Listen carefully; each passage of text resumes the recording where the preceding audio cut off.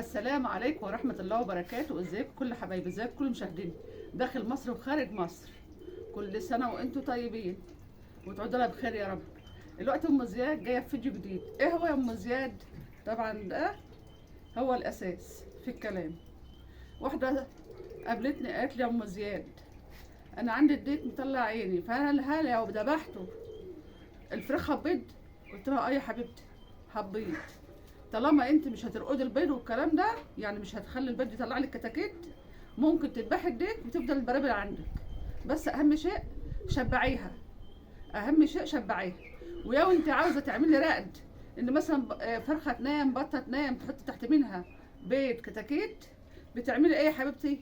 بتمسكي الديك من هنا كده وتقصقصيه بالمقص، الديك من هنا كده او الكتاكيت او الفراخ كلها بتقصها بالمقص. ليه بالمقص يا ام زينب؟ عشان ما يطيرش، وفي نفس الوقت الفراخ لو عندك بتطير مش هتطير، ولو هي بتبيض هتبيض عادي. تمسكي منها كده تروحي قصقصاها، منها كده تروحي قصقصاها. فيا حبايبي اللي لسه اول مره يربهم، وطبعا انا بفرح لما حد بيقول لي ده احنا هنربي والكلام ده، وربنا يصلح حال الجميع يا رب، يعمل الطريقه دي. بالنسبه لحبايبي اللي بيقولوا احنا بنحط الطيور مع بعضها، ارانب مع فراخ كله مع بعضه، ما ينفعش، لازم ارانب لوحدها وفراخ لوحدها، وخصوصا لما يكونوا صغيرين. يعني ما اجيش يجيب فراخ صغيره احطها مع الارنب اكلها خضره. الكتاكيت يا حبايبي ما بتاكلش خضره، ما بتاكلش الكتاكيت الا ما عند ما تيجي تبيض. عند ما تيجي تبيض بتاكلها بقى مثلا لو خس، برسيم، كرنب، اي حاجه خضره بتاكليها. لكن طول ما هم صغيرين ولسه ما بيضوش ما تاكلهمش خضره خالص، عشان يا حبايبي ما يعملوش اسهال. فالواحد يراعي الحاجه اكنها طفل صغير بتديك.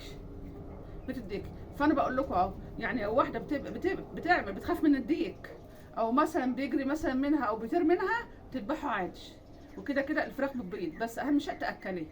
بالنسبه للفراخ اللي بتبيض اكلها برسيم واكلها خضره وكل حاجه، بس مش على طول عشان برضك ما تعملش عندها اسهال. لكن الكتاكيت يا حبايبي ابعد عنها عن الخضره، وما تحطيش طيور مختلفه عن بعضها. يعني ما تحطيش، يعني انا عندي واحده صاحبتي قالت لي انا حتى الارانب مع الفراخ ما ينفعش يا حبيبتي، لازم كل حاجه لوحدها، لازم كل حاجه لوحدها، لان الارانب بتاكل خضره والفراخ ما بتاكلش الخضره. فانا بقول لكم المعلومه ديت على حس حبايبي تبقوا عارفين. وانا بفرح قوي لما بلاقي حد يقول لي ده انا بربش، وبفرح قوي قوي قوي لما بلاقي حد مثلا يقول لي انا زرعت. يعني القنوات دي بصراحه طلعت نعمه للناس. ليه بقى؟ بنعلم مثلا زي موضوع الزرع وننضفه والكلام ده.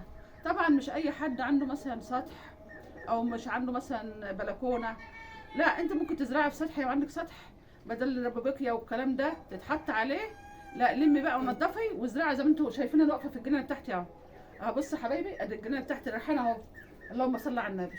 وانا بشجع بتوع المنطقه بتاعتي، لو حد عاوز ريحان او عاوز تقاوى او اي حاجه شتله او اي حاجه عندي، انا مستعديه اديله، لان انا بحب الخضره وبشجع اي حد يزرع. اه يا حبايبي بالطريقه دي. اه شفت الريحان شكله ايه؟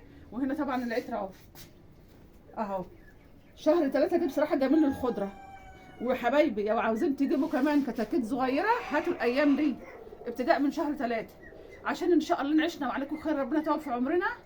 الكتاكيت بتيجي بتقعد عندك سنه وتديك بيض بقى اللي انت عاوزاه، زي اليومين دول كده في رمضان يكون بقى الفراخ بتبيض وكده، وحافظوا على حاجتكم.